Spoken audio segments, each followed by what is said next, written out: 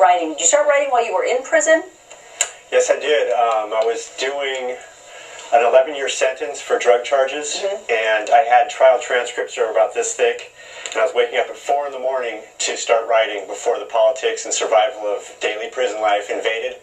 And so I'd be writing on the back of the transcripts, and I got a typewriter. The blacks and Mexicans were at war, so I had pole position to get a good job with the only typewriter on the prison to type the second script in and then send it to my mom. So that's how roll call happened for about 7 years. And this is the book that you were actually writing in prison. So it's mixed. It's sort of a truth and not so much just added in characters and that sort of thing. What parts of it did you put in? What parts of your experience did you decide to keep? I paint with the true colors of life on a fictional landscape to protect the innocent and the not so innocent. It's pretty hard to say exactly what happens sometimes, like prison guards furnish drugs, cell phones, tobacco, paperwork on who is a child molester, that kind of stuff. It's kind of hard to write that without changing names. Stuff like that. With roll call, I wanted to flesh out a deeper story about the drug war and about the prison union, California prison union, using terror tactics to keep building bigger prisons. And so I did get a little bit fictionalized with it toward the end, and it's just my writing style. You bring it up. What is wrong with our prison system?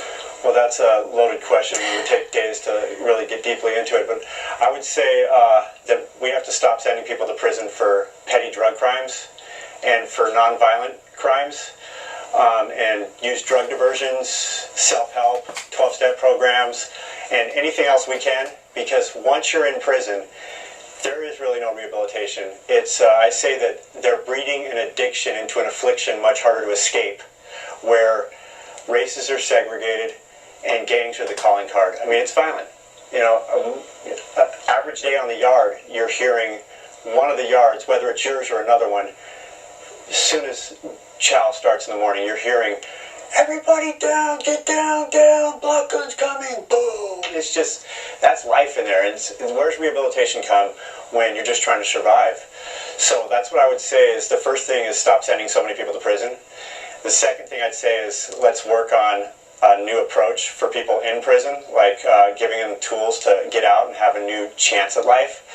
Because if they go in with mental problems, drug addiction problems, poverty problems, and then they're stuck in that system where it's survival and, tattoos are the cool thing. Or I say sometimes that Sally, the soccer mom's son, Scott, goes to prison on drug charges. Maybe he got addicted to Oxycontin that the pharmaceuticals are selling in school, and he ends up graduating to heroin.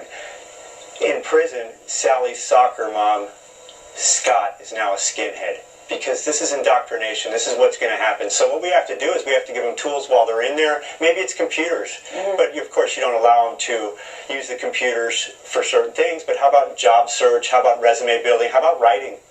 Let me ask you something. You don't have any visible tattoos. No, I didn't. I went against the grain. How did you survive?